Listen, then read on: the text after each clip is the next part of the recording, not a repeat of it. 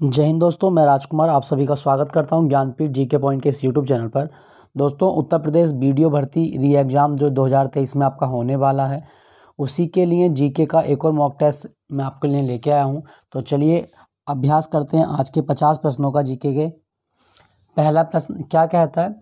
कहा गया है चंद्रगुप्त मौर्य के प्रसिद्ध राजनीतिक सलाहकार को निम्नलिखित में से सभी नामों से जाना जाता है, किसके अलावा? दोस्तों, जो चंद्रगुप्त मौर्य हैं, इनके जो राजनीतिक सलाहकार या प्रधानमंत्री हैं वो हैं चाणक्य है। चाणक्य को विष्णुगुप्त भी कहा जाता है और कौटिल्य भी कहा जाता है, जबकि चाणक्य को समुद्रगुप्त नहीं कहा जाता। ऑप्शन डी इसका सही जवाब है। ठीक है, चाणक्य को समुद्रगुप्त नहीं कहा गया, बाकी कौटिल्य, विष्णुगुप्त, चाणक्य सब कहा गया। चाणक्य का ना एक ग्रंथ भी बड़ा इंपॉर्टेंट है जो आपके एग्जाम में आता है, अर्थशास्त्र। तो अर्थशास्त्र की रचना किसने की है? चाणक्य ने की है अर्थशास्त्र की रचना। याद रखना दोस्तों, इंपॉर्टेंट है, पूछा जाता है। चलिए अगले प्रश्न की ओर चलते हैं। कादम्बरी एक ग्रंथ है, एक पुस्तक है, इसके लेखक कौन है? दोस्तों, कादम्बरी पुस्तक के लेखक जो हैं वो आपके बाणभट्ट हैं। ऑप्शन डी बाणभट्ट हैं। ठीक है, बाण लिखा हुआ बाणभट्ट। और ये जो कादम्बरी है ना, वो संस्कृत साहित्य का एक उपन्यास है, याद रखिएगा। इसमें जो राजा हर्ष है, हर्ष के जीवन का वर्णन है, ये भी आप याद रखना। तो हर्ष के जीवन का वर्णन करती है कादम्बरी पुस्तक, है ना। और किसने लिखी है? बाणभट्ट ने लिखी है। क्लियर। चलिए अगले प्रश्न की ओर चलते हैं। मुगल वंश के पहले सम्राट बाबर ने अपनी देशीय भाषा चगताई तुर्की में अपनी आत्मकथा लिखी है। इसकी आत्मकथा का नाम क्या है? दोस्तों, मुगल साम्राज्य की आधारशिला जिसने रखी वो था बाबर। बाबर मुगल वंश का संस्थापक है और इन्होंने अपनी जो आत्मकथा लिखी वो चगताई तुर्की में लिखी और इसका नाम क्या है? बाबरनामा। ऑप्शन बी इसका सही जवाब है, बाबरनामा। ठीक है, याद रखिएगा, इंपॉर्टेंट है, पूछा जाता है। दोस्तों, जो सम्राट बाबर है ना, बाबर ने पानीपत का प्रथम युद्ध लड़ा था। पानीपत की पहली बैटल जो हुई वो 1556 में हुई। इसमें बाबर की सेना ने इब्राहिम लोदी की सेना को पराजित कर दिया और बाबर ही पहला व्यक्ति है जिसने भारत में जो आर्टिलरी सिस्टम होता है, यानी कि तोपखाना होता है, इसको इंट्रोड्यूस करवाया था। याद रखिएगा, तोपखाना की शुरुआत भारत में बाबर ने की। नेक्स्ट, तारीख़ फ़िरोज़शाही पुस्तक के लेखक कौन है? दोस्तों, तारीख़ फ़िरोज़शाही ये पुस्तक लिखी गई है जियाउद्दीन बर्नी के द्वारा। ऑप्शन ए इसका सही जवाब है, जियाउद्दीन बर्नी। दोस्तों, इब्न बतूता ये कहाँ से आया था? इब्न बतूता मोहम्मद बिन तुगलक के शासनकाल में भारत आया, मोरक्को से, और इसने रेहला नाम का एक ग्रंथ भी लिखा था। तो याद रखना, इब्न बतूता, मोरक्को। नेक्स्ट है, अवध का प्रथम नवाब कौन था? दोस्तों, अवध का प्रथम नवाब जो है ना, वो मोहम्मद सादत खान था।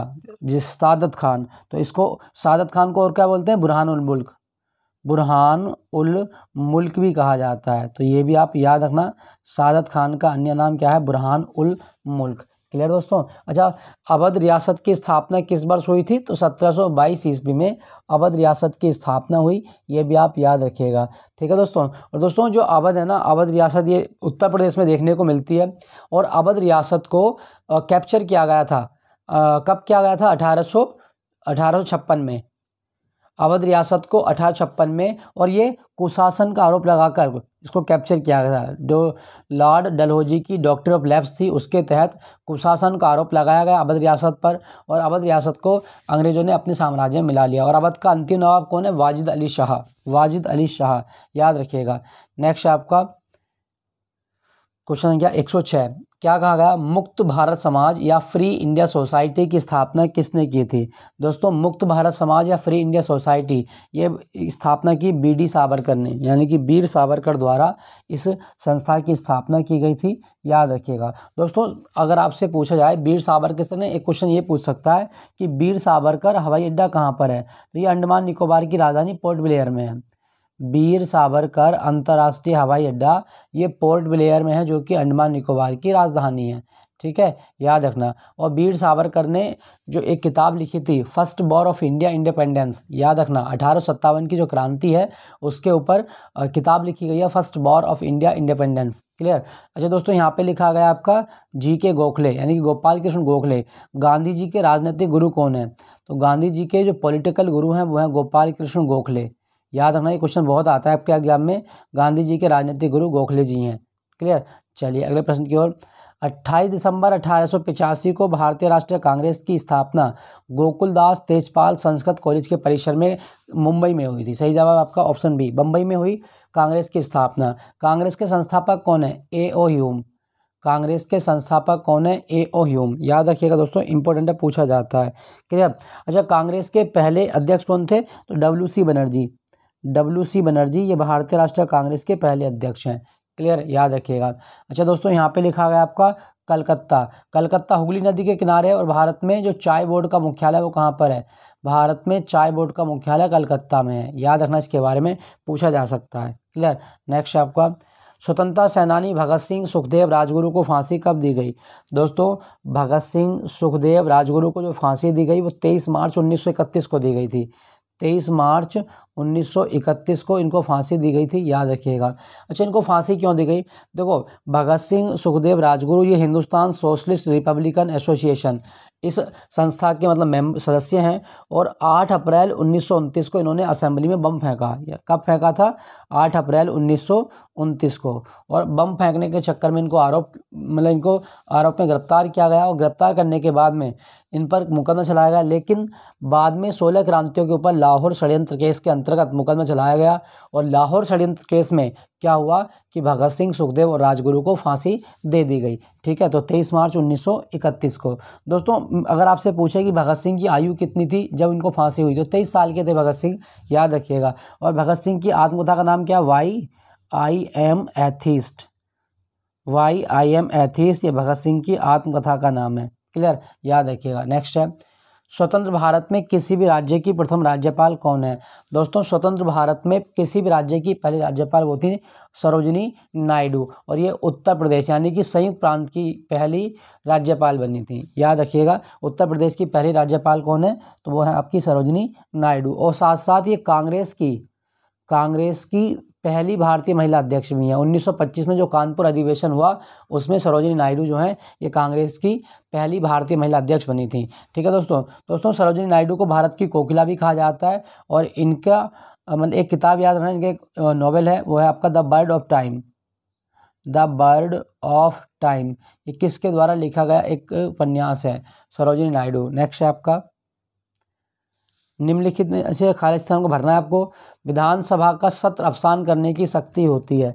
दोस्तों, भारतीय संविधान के आर्टिकल 174 यानी कि 174 आर्टिकल 174 के अनुसार विधानसभा का सत्र बुलाने, सत्र अवसान करने और सत्र का विघटन करने की शक्ति राज्यपाल में निहित होती है। ऑप्शन ए इसका सही जवाब है। दोस्तों, राज्यपाल का पद कहाँ से लिया गया? कनाडा से लिया गया है और भारत में राज्यपाल की बनने की न्यूनतम आयु 35 वर्ष होती है। राज्यपाल की नियुक्ति राष्ट्रपति द्वारा की जाती है। किसी राज्य का प्रथम नागरिक राज्यपाल होता है। ठीक है दोस्तों, याद रखिएगा। अच्छा दोस्तों, यहाँ पे लिखा गया आपका प्रधानमंत्री। प्रधानमंत्री कौन होता है? लोकसभा में बहुमत दल का नेता या संसद में जो मतलब हमारे मेनली बहुमत दल का नेता होता है। याद रखिएगा। ठीक है, बहुमत दल का नेता। नेक्स्ट है आपका, भारतीय संविधान में निम्नलिखित में से किसके विरुद्ध अभियोग चलाने का प्रावधान नहीं है? दोस्तों, भारतीय संविधान के अनुसार अगर हम देखें तो राज्य के राज्यपाल के विरुद्ध अभियोग चलाने का प्रावधान नहीं है। तो ऑप्शन 20 का सही जवाब, राज्य के राज्यपाल के विरुद्ध आप अभियोग नहीं चला सकते। वैसे अगर आपके एग्जाम में क्वेश्चन आए कि राष्ट्रपति पर महाभियोग की प्रक्रिया कौन से आर्टिकल में लिखी गई, तो राष्ट्रपति पर जो महाभियोग लगाया जाता है वो आर्टिकल 61 में लिखा गया है। ठीक है, इम्पीचमेंट प्रोसेस। नेक्स्ट आपका, भारतीय राज्यों में मुद्रा बिल होने के लिए एक बिल को कौन प्रमाणित करता है? दोस्तों, मुद्रा बिल होने के लिए मतलब सभी धन विधेयक वित्त विधेयकों की श्रेणी में आते हैं। यद्यपि क्या होगा कि धन विधेयक वित्त विधेयक हो सकते हैं किंतु सभी वित्त विधेयक धन विधेयक नहीं हो सकते। तो केवल वे वित्त विधेयक ही धन विधेयक कहलाते हैं जिनका उल्लेख आर्टिकल 110 में किया गया है। ठीक है, तो आपसे पूछा क्या गया कि मुद्रा बिल होने के लिए एक बिल को प्रमाणित कौन करता है? तो दोस्तों, इसका सही जवाब क्या होगा? और पूछा क्या गया? राज्यों में। तो इसका सही जवाब क्या होगा? देखो, राज्य स्तर पर राज्य विधानसभा अध्यक्ष इसका वो प्रमाणित करता है। तो राज्य स्तर पर जो विधानसभा अध्यक्ष होता है वो एक बिल को प्रमाणित करता है, जबकि जो संघ के स्तर पे होगा वो लोकसभा का अध्यक्ष होता है। एक बिल को मनी बिल कौन बताएगा? तो एक बिल को मनी बिल बताता है लोकसभा स्पीकर, लेकिन राज्य में विधानसभा का अध्यक्ष बताता है। क्लियर दोस्तों? अच्छा दोस्तों, यहाँ पे लिखा गया है उच्च न्यायालय के प्रमुख न्यायाधीश। उच्च न्यायालय मतलब हाई कोर्ट की बात हो रही है, तो हाई कोर्ट के जज की रिटायरमेंट एज कितनी है? 62 साल। याद रखिएगा। नेक्स्ट है, दक्षिण भारत की नदियां प्रमुख रूप से कौन सा अफवाह तंत्र बनाती हैं? दोस्तों दक्षिण भारत की नदियां यानी कि साउथ इंडिया की जो रिवर है वो प्रमुख रूप से किस प्रकार का अफवाह तंत्र बनाएंगी? तो दोस्तों इसका सही जवाब क्या होगा? भाई वृक्षनुमा अफवाह तंत्र बनाती हैं, वृक्षनुमा। ठीक है, वृक्षनुमा का मतलब वो इस तरह से बहती रहती हैं, इस तरह से। ठीक है, तो ये आप याद रखना। दोस्तों जैसे मैं आपसे दो नदियों से बारे में पूछूं, जैसे अगर आपसे क्वेश्चन आए कि गोदावरी नदी का उद्गम बताओ कहाँ से होता है? गोदावरी नदी, तो ये महाराष्ट्र में एक जगह है त्रंबकेश्वर, नासिक डिस्ट्रिक्ट में आती है, तो ये वहाँ से निकलती है। एक आपसे पूछेगा कृष्णा नदी, कृष्णा नदी का उद्गम कहाँ से होता है? महाबलेश्वर से, ये भी महाराष्ट्र में है, सतारा में। तो महाबलेश्वर से कृष्णा नदी निकलती है और त्रंबकेश्वर से गोदावरी नदी। एक नर्मदा, और याद रखिएगा अमरकंटक से निकलती है, नर्मदा नदी अमरकंटक से निकलती है, ये भी आप याद रखिएगा। नेक्स्ट प्रश्न की ओर चलते हैं। नेक्स्ट प्रश्न है आपका क्वेश्चन संख्या 114, खादर और बांगन निम्नलिखित में से किस प्रकार की मिट्टी है? दोस्तों खादर और बांगन ना, ये जो टाइप हैं ये जलोढ़ मिट्टी के टाइप हैं, एलुवियल सॉइल। देखो अगर नवीन है, नई मिट्टी है, नई डिपॉजिट है तो उसको खादर बोलेंगे, और जो ओल्ड डिपॉजिट होते हैं उसको बांगर बोला जाता है। यानी कि कहने का मतलब है कि नई जलोढ़ मिट्टी को खादर बोलेंगे और पुरानी जलोढ़ मिट्टी को बांगर बोला जाता है। दोस्तों भारत की मोस्ट फर्टाइल मतलब सबसे ज़्यादा उपजाऊ मिट्टी है जलोढ़ मिट्टी, और भारत के 40% जो लैंड एरिया है इस पर जलोढ़ मिट्टी को मतलब विस्तार देखा जाता है, याद रखिएगा दोस्तों। दोस्तों यहाँ पे लिखा गया आपका लेटेराइट मिट्टी। केरल में किस प्रकार की मिट्टी पाई जाती है? लेटेराइट मिट्टी। और चाय की खेती के लिए लेटेराइट मिट्टी सबसे ज़्यादा होती है। और लेटेराइट मिट्टी एक ऐसी मिट्टी होती है जो पानी जिसमें रोकने की क्षमता नहीं होती, बस पानी आपका आसानी से निकलता रहता है लेकिन ये रोकती नहीं है। ठीक है, याद रखना। लाल मिट्टी आप जानते हैं इसमें आयरन ऑक्साइड की मात्रा होती है। काली मिट्टी, काली मिट्टी का दूसरा नाम रेगुर भी है, रेगुर। और काली मिट्टी जो कॉटन कल्टीवेशन होता है ना, कॉटन यानी कपास की खेती, कपास की खेती के लिए काली मिट्टी सबसे बेस्ट मानी जाती है। ठीक है दोस्तों।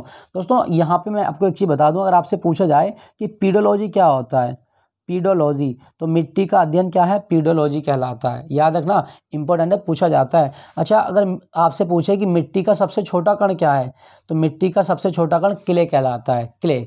याद रखना मिट्टी का सबसे छोटा कण क्या है? क्ले। और 5 दिसंबर को विश्व मिट्टी दिवस मनाया जाता है। 5 दिसंबर विश्व मृदा दिवस, वर्ल्ड सॉइल डे, विश्व मृदा दिवस मनाया जाता है 5 दिसंबर को। ठीक है दोस्तों, याद रखना। अच्छा मैं आपको एक और इम्पोर्टेंट चीज़ बता देता हूँ। 2015 ना एक ऐसा साल था जिसको अंतर्राष्ट्रीय मृदा वर्ष घोषित किया गया। तो अंतर्राष्ट्रीय मृदा वर्ष कौन सा साल है? 2015 अंतर्राष्ट्रीय मृदा वर्ष है। क्लियर, याद रखिएगा, इंपॉर्टेंट है, पूछा जाता है। नेक्स्ट पॉइंट की ओर चलते हैं। सूर्यमुखी की खेती के लिए किस प्रकार की मिट्टी आवश्यक होती है? दोस्तों सूरजमुखी की खेती के लिए जो सबसे बेस्ट सोइल है वो रेगुर मिट्टी होती है। सही जवाब आपका रेगुर। ठीक है, रेगुर मिट्टी को काली मिट्टी भी कहा जाता है। क्लियर दोस्तों, याद रखिएगा, इंपॉर्टेंट है। अच्छा अगर आपसे एग्जाम में क्वेश्चन आए केंद्रीय मृदा लवणता अनुसंधान केंद्र कहाँ पर है? केंद्रीय मृदा लवणता अनुसंधान केंद्र, तो ये हरियाणा में है, करनाल में। केंद्रीय मृदा लवणता अनुसंधान केंद्र करनाल, हरियाणा। नेक्स्ट, गोठार्द बेस सुरंग किस देश में स्थित है? दोस्तों गोठार्द बेस सुरंग जो है वो कहाँ पर है? तो इसका सही जवाब होगा ये स्विट्जरलैंड में है। ठीक है, स्विट्जरलैंड, याद रखिएगा। अच्छा दोस्तों यहाँ लिखेगा जापान। जापान का दूसरा नाम क्या है? निप्पन। जापान का दूसरा नाम निप्पन है, और निप्पन का मतलब होता है उगते सूर्य की भूमि। जापान की मुद्रा को येन कहा जाता है, जापान की संसद को डाइट कहा जाएगा, याद रखना। ठीक है, नेक्स्ट पॉइंट की ओर चलते हैं। यूरेशिया प्लेट एवं भारतीय प्लेट के टकराव पर सिकुड़न के परिणाम स्वरूप लंबवत घाटियाँ क्या कहलाती हैं? दोस्तों जब यूरेशियन प्लेट और भारतीय प्लेट का टकराव होता है तो जो बनते हैं ना उनको दून्स कहा जाता है। जो वैली बनती है उनको क्या बोलेंगे? दून्स बोला जाएगा। सही जवाब है आपका ऑप्शन डी, दून्स। क्लियर दोस्तों, याद रखिएगा, इंपॉर्टेंट है। नेक्स्ट है, दुनिया की सबसे बड़ी तंग घाटी कौन सी है? दोस्तों नैरो वैली दुनिया की सबसे वो कौन सी है? तो जिसको कैनियन बोलते हैं वो है आपका the grand canyon, the grand canyon, वो आप याद रखिएगा। और ये अमेरिका के एरिजोना प्रांत में आती है, मतलब कौन से देश में? अमेरिका में।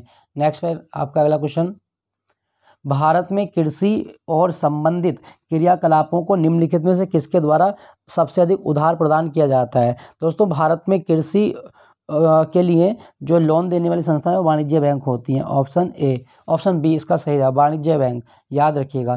ठीक है दोस्तों मैं आपको यहाँ पे एक चीज़ बता दूं, अगर आपसे पूछे भारत में कितने राष्ट्रीय बैंक हैं आज के टाइम में?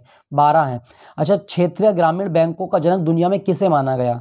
ध्यान से सुनिएगा, मैं पूछ रहा हूँ कि दुनिया में क्षेत्रीय ग्रामीण बैंकों का जनक, दोस्तों बांग्लादेश के ना एक अर्थशास्त्री थे मोहम्मद यूनुस को दुनिया में क्षेत्रीय ग्रामीण बैंकों का जनक माना गया और ये बांग्लादेश के थे। कहाँ के थे? बांग्लादेश के। ठीक है, याद रखना, इसके बारे में इंपॉर्टेंट है। अच्छा दोस्तों, यहाँ पे लिखा गया आपका कृषि जो है ना, ये हमारी अर्थव्यवस्था के प्राथमिक क्षेत्र में आता है। कृषि प्राइमरी सेक्टर के अंतर्गत आता है और कृषि जो है राज्य सूची का विषय है, ये भी आप याद रखना। ठीक है, राज्य सूची। क्या आपको पता है कि कृषि के क्षेत्र में काम करने वाले श्रमिकों को रेड कॉलर कहा जाता है? ऐसे श्रमिक जो कृषि कार्य करते हैं, कृषि कार्यों से अपनी आजीविका प्राप्त करते हैं, उनको क्या बोलते हैं? रेड कॉलर कहा जाता है। नेक्स्ट प्रश्न, the imperial bank of India को राष्ट्रीयकरण के पश्चात किस नाम से जाना गया? दोस्तों, the imperial bank of India 1921 में इंपीरियल बैंक बना और 1955 में इसका कर दिया हमने नेशनलाइजेशन, यानी कि 1955 में इसको राष्ट्रीयकृत कर दिया और इसका नाम है SBI, state bank of India. State bank of India जो है, इसको पहले इंपीरियल बैंक कहा जाता था, याद रखिएगा। ठीक है दोस्तों। अच्छा, यहाँ पे लिखा गया है RBI जो है ना 1 अप्रैल 1935 को बना था, 1 अप्रैल 1935, और ये इसकी स्थापना जो है वो कलकत्ता में हुई थी। कलकत्ता में स्थापना हुई, लेकिन अभी इसका मुख्यालय मुंबई में है। नेक्स्ट है, नाबार्ड का पूर्ण रूप क्या है? दोस्तों, नाबार्ड बोले तो national bank for agriculture and rural development, option B इसका सही जवाब है। National bank for agriculture and rural development, मतलब भारत में रूरल डेवलपमेंट, गांव के विकास और कृषि को लोन देने वाली संस्था है नाबार्ड। दोस्तों, नाबार्ड की स्थापना ना 12 जुलाई 1982 को हुई थी, शिवरमन समिति की सिफारिश पर। कौन सी समिति थी? शिवरमन समिति, याद रखिएगा। नेक्स्ट है आपका, उत्तर प्रदेश राज्य में पारीछा बांध किस नदी पर बनाया गया है? दोस्तों, उत्तर प्रदेश राज्य में जो पारीछा बांध है ना, ये आपका झांसी में है और ये बेतवा नदी पर है। ठीक है, बेतवा नदी पर, ऑप्शन सी। बेतवा यमुना की सहायक है, और परीक्षा बांध झांसी में, ये भी आप याद रखिएगा। क्वेश्चन संख्या 123, 123 की ओर चलते हैं। नेक्स्ट प्रश्न दोस्तों, यहाँ ना 123 क्वेश्चन जो है वो उसकी जो PDF है वो छूट गई है, खैर अगले मॉक टेस्ट में उसको शामिल कर देंगे। ठीक है, अभी आप पढ़िएगा क्वेश्चन संख्या 133, वो PDF इसमें बनाने से रह गई है। 1943 में JW मोचली और प्रोफेसर J प्रेस्कर इकर्ड द्वारा बनाए गए किसी भी यांत्रिक हिस्सों के लिए पहले कंप्यूटर का नाम क्या था? तो दोस्तों, इसका सही जवाब क्या होगा? जो पहला कंप्यूटर इन लोगों ने बनाया उसका नाम क्या रखा गया था? तो इसका नाम क्या होगा दोस्तों? इसका नाम था एनियक, ऑप्शन ए इसका सही जवाब है, एनियक नाम था। ठीक है, नेक्स्ट है आपका अगला क्वेश्चन है, भारत की पहली नाभिकीय पनडुब्बी INS अरिहंत डैश में स्थित नौसेना जहाज निर्माण केंद्र पर बनाई गई थी। दोस्तों, INS अरिहंत जो बनाई गई वो कहाँ पे बनाई गई थी? इसका सही जवाब होगा विशाखापत्तनम में, ऑप्शन सी विशाखापत्तनम। दोस्तों, विशाखापत्तनम को भारत में भाग्य का शहर भी कहा जाता है, द सिटी ऑफ डेस्टिनी, भाग्य का शहर किसे कहा गया? विशाखापत्तनम। नेक्स्ट है, अच्छा यहाँ पे पूछा नौसेना, भारतीय नौसेना दिवस कब होता है? तो भारतीय नौसेना दिवस 4 दिसंबर को होता है, 4 दिसंबर। नेक्स्ट है आपका, परमाणु बम बनाने के लिए निम्नलिखित में सामान्यतः किस तत्व का उपयोग किया जाता है? दोस्तों, परमाणु बम बनाने के लिए हम प्रयोग करेंगे तो वो यूरेनियम का प्रयोग करते हैं, ऑप्शन सी। ठीक है, और परमाणु बम ना ये विखंडन पर आधारित होता है, नाभिकीय विखंडन पर आधारित है, ये भी आप याद रखना। दोस्तों, यूरेनियम को ना हम क्या बोलते हैं? यूरेनियम को येलो केक भी कहा जाता है, याद रखना। और परमाणु बम में हम यूरेनियम 235 का यूज करते हैं एज ए फ्यूल के रूप में, मतलब बनाने के लिए, इसको याद रखिएगा। ठीक है दोस्तों, यहाँ पे लिखा गया हीलियम, जो वायुयान के टायर होते हैं, वायुयान के टायर में कौन सी गैस होती है? हीलियम गैस होती है। नेक्स्ट आपका, गैसों के संबंध में कौन सा कथन सत्य है? दोस्तों, गैसों के संदर्भ में कौन सा कथन सत्य है? तो वो आप देखते हैं। देखो, गैसों का एक निश्चित आयतन होता है, निश्चित आकार होता है, गलत। गैसों का न तो निश्चित आयतन है और न ही इसका आकार निश्चित होता है, ये सही है आपका। गैस का आयतन निश्चित है, गलत है। गैसों का आकार निश्चित, गलत है, मतलब ऑप्शन बी इसका सही जवाब है। ठीक है, याद रखिएगा, गैस का न तो आयतन निश्चित है और ना ही आकार।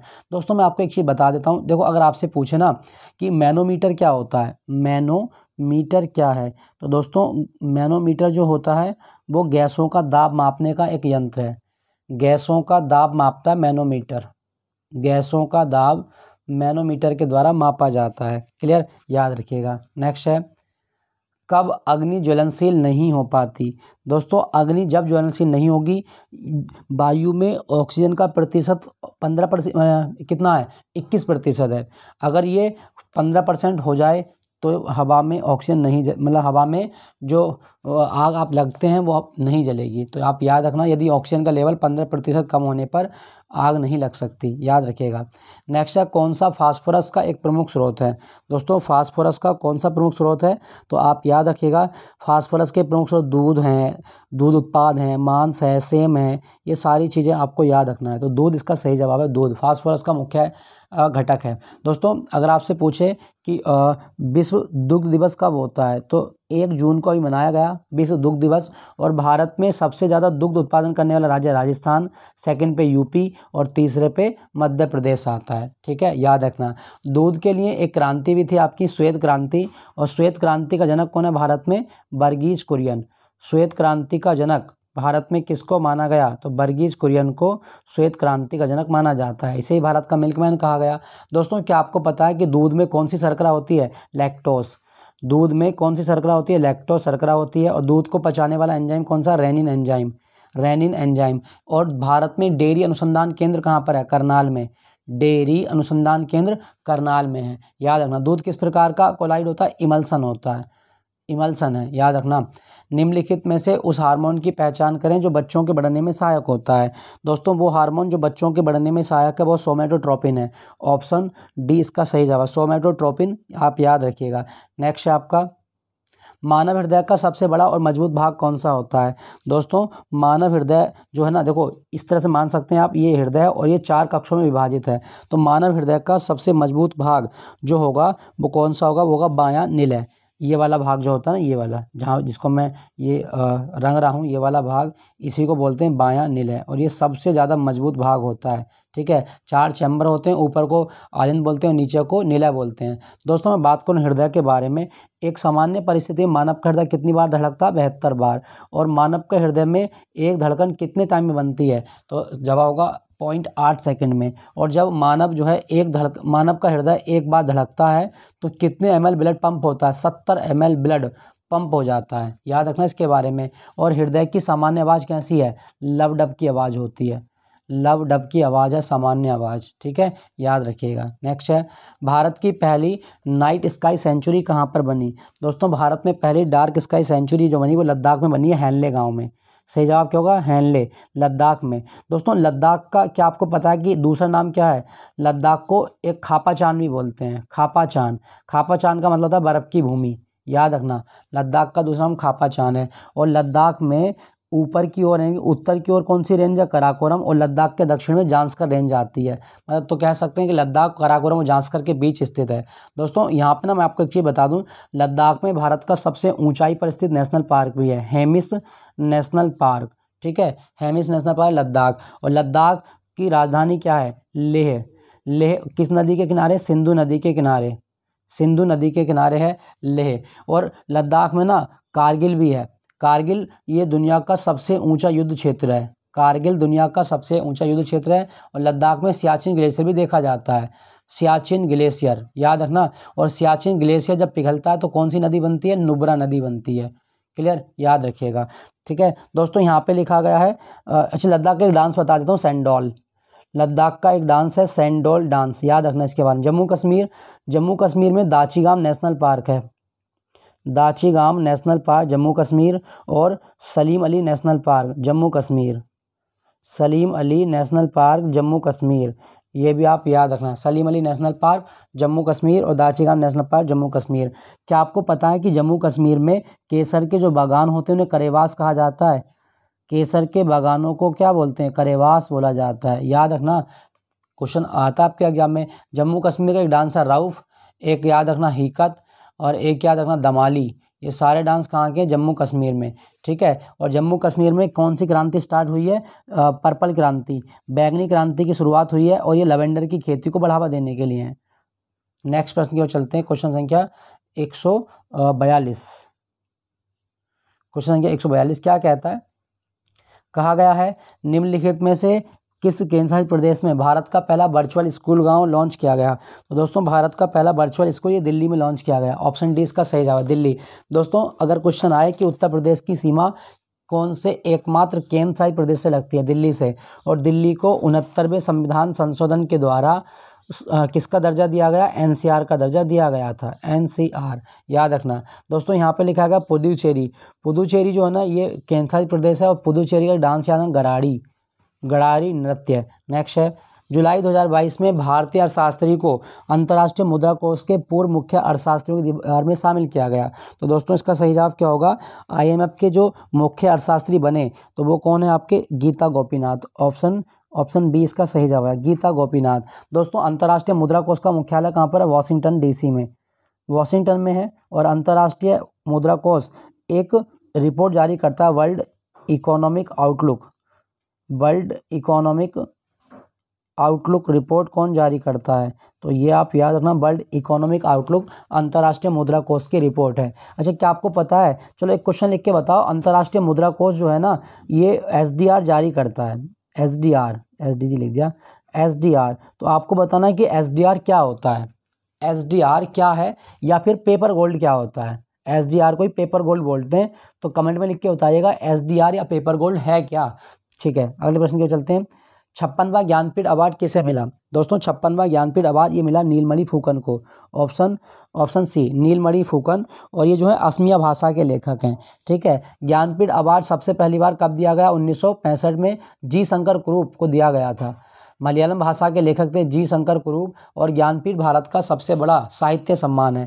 ठीक है, अच्छा हिंदी में सबसे पहली बार ज्ञानपीठ किसे मिला? तो चिदम्बरा कीर्ति के लिए मिला था, सुमित्रा नंदन पंत को चिदम्बरा कीर्ति के लिए ज्ञानपीठ अवार्ड मिला था 1968 में। ठीक है, याद रखना। अच्छा दूसरा अगर आपसे पूछे कि यामा जो कीर्ति है महादेवी वर्मा की, यामा को कब मिला था? 1982 में। और एक है आपका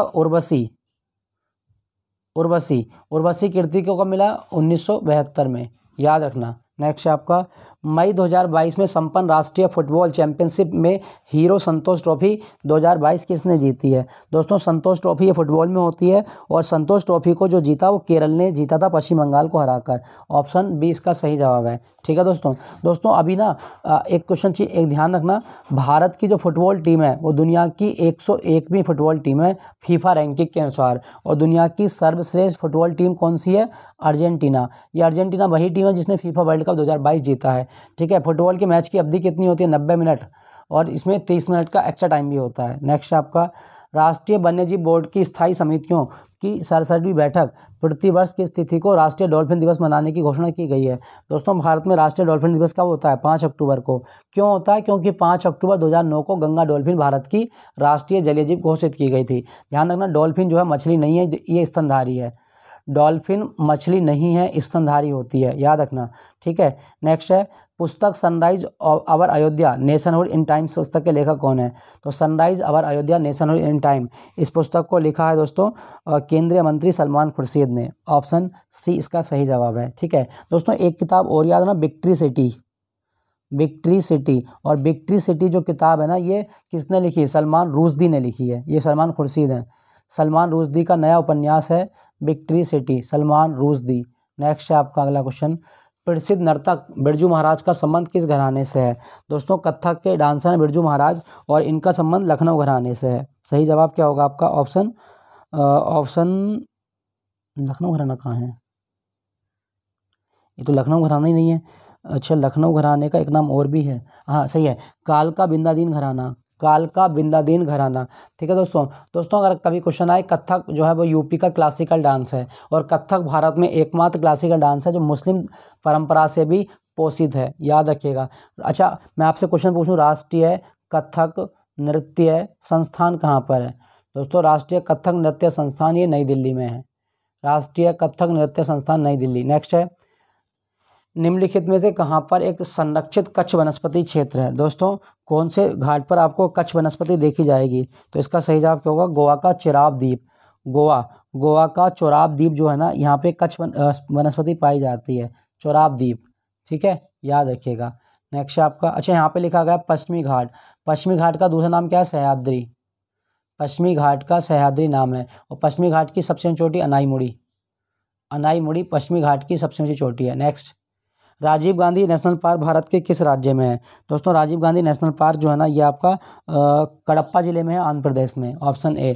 आंध्र प्रदेश में ना एक शहर का नाम याद ना गुंटूर, और गुंटूर में क्या है, गुंटूर में तंबाकू बोर्ड का मुख्यालय है। तंबाकू बोर्ड का मुख्यालय कहाँ पर है? गुंटूर में। और आंध्र प्रदेश का एक डांस याद ना कुचिपुड़ी, कुचिपुड़ी डांस आंध्र प्रदेश में है, याद रखिएगा। और आंध्र प्रदेश का नया साल उगादी कहलाता है, उगादी नया साल है आंध्र प्रदेश का। क्लियर दोस्तों। एक चीज़ मैं आपको और बता देता हूँ, भारत में भाषा के आधार पर जो पहला राज्य बना वो कौन सा था? आंध्र प्रदेश ही है, ठीक है, याद रखना इसके बारे में। और आंध्र प्रदेश में एक जगह आपकी नेल्लोर, नेल्लोर को भारत में झींगे की राजधानी कहा जाता है। तो भारत में झींगे की राजधानी नेल्लोर को कहा गया। और आंध्र प्रदेश और तमिलनाडु की सीमा एक झील बनाती है, पुलिकट झील, पुलिकट झील, याद रखना। दोस्तों यहाँ पे लिखा गया आपका राजस्थान, राजस्थान का एक डांस याद रखना कठपुतली, कठपुतली डांस। और एक और याद ना कालबेलिया, कालबेलिया और कठपुतली डांस कहाँ किए जाते हैं? जवाब होगा राजस्थान में, ठीक है। कर्नाटक में यक्षगान याद रखना, यक्षगान कहाँ का डांस है? तो कर्नाटक। मध्य प्रदेश में डांस याद रखना मांच, मांच और गिरदा, ये मध्य प्रदेश के डांस हैं, याद रखना। तो दोस्तों ये था आज का मॉक टेस्ट, 50 प्रश्न, इसमें से क्वेश्चन क्या 23 से लेकर कुछ क्वेश्चन छूट गए, 8 क्वेश्चन छूटे हैं, तो वो आपको करा दी जाएंगे अगले मॉक टेस्ट में। तो मिलता हूँ फिर अगले मॉक टेस्ट के साथ। Thank you for watching Gyanpeeth ji के पॉइंट।